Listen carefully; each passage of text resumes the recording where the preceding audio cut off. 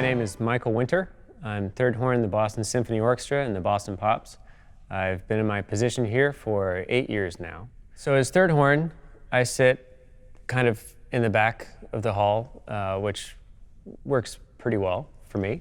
Third horn is kind of a workhorse position.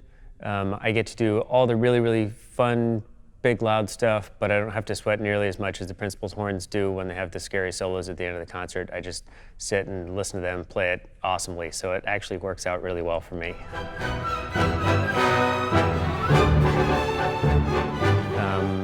My start on the horn was a little different than some people's in that I came from a very musical family, so we had some really nice instruments sitting around. My grandfather was a professional horn player. My dad was a professional oboe player. And my mom decided that my brother and I'm a twin, we needed to start on the piano because it was the best way to learn just the basics of notes and rhythms. And the fact of the matter was I was terrible at the piano and really didn't like it.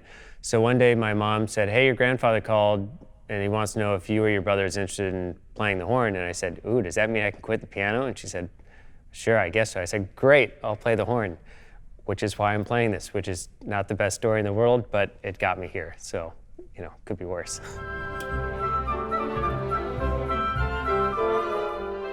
So this is kind of your normal French horn. There's a couple of important parts. The mouthpiece, which is basically... So all the funny noises you make on this, when you put it into the horn, it eventually sounds better.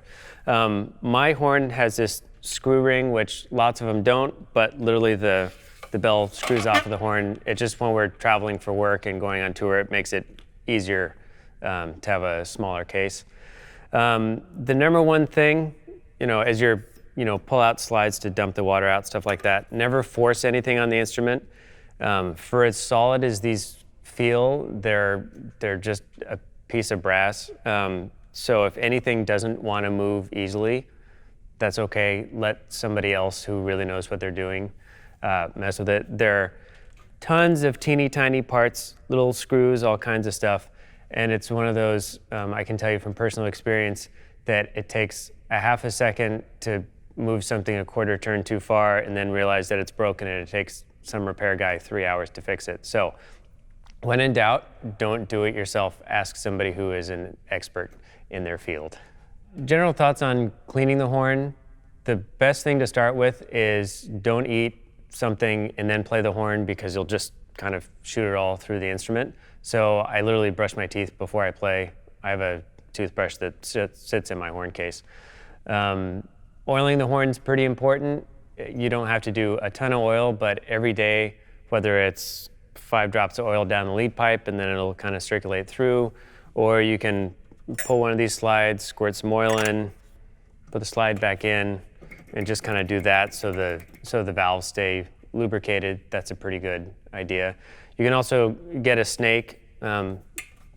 This pipe right here is called the lead pipe, and that's where you get kind of most of the junk. So you just get a snake, pull this slide out, and try not to be revolted by all the things that are going to come out of there once you snake out your horn. But if you do that every 6 months, that's a pretty good place to start. And if you want to do it every month, that's even better.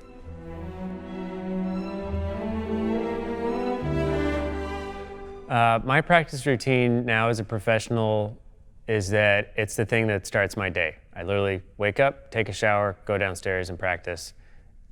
It's kind of like athletes going for a run in the morning. It's just one of those things you get used to.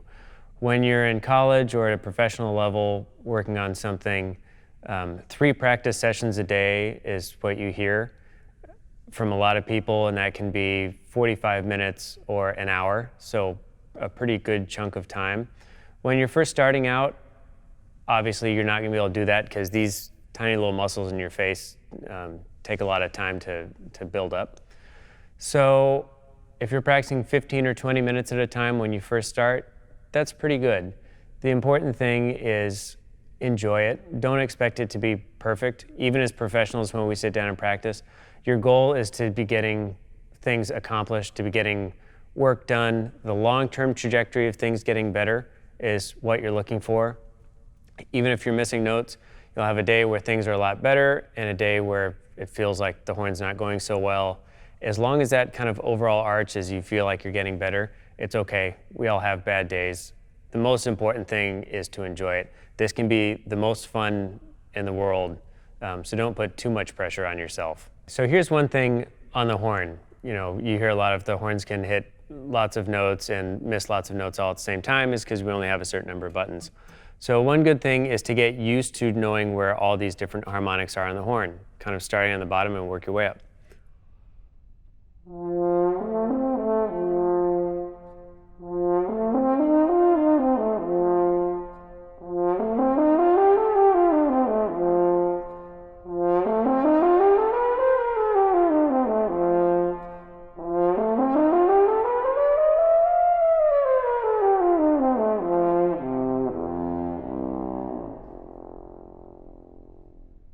That's pretty much the whole usable range of the horn. But if you can hit all those notes without pushing buttons, then you've got pretty good control in your face, and it can literally just start out.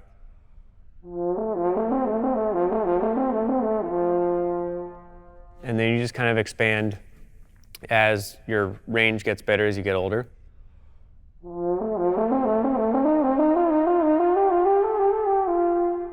You can keep going up, down, kind of whatever sounds fun. It's a great way to just kind of noodle and work out your face.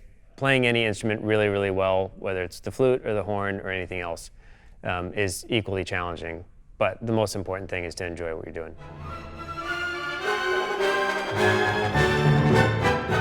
One of the most important things is to always have a pencil so you can write stuff down. I actually have one. I have one on all the horns. It's a pencil clip. So literally, I don't have to think about picking one up. It just comes with the horn every time I pick the horn up, which is great. Rehearsals are fun. It's a nice time to hang and make music with everybody. To the extent possible, try not to mess around too much in rehearsal. Try and be relatively serious about what you're doing.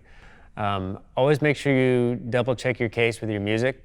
Make sure your instrument is in your case. Make sure your mouthpiece is also in the case. There's nothing worse than showing up to rehearsal and realizing that either your music's gone, your horn's not in there, or your horn's there and your music's there, but you have no mouthpiece, in which case you will make no sound. So just double check the basics of that you have everything. If it's been a week before you've played the instrument, you took a week off, make sure the valves move before you show up in rehearsal and go, that moved last time I pushed those buttons. The easy stuff. But just kind of, the basics. Show up, kind of mind open, prepared to learn, prepared to hear what, you can do better. Enjoy it. Be humble. Have a nice time.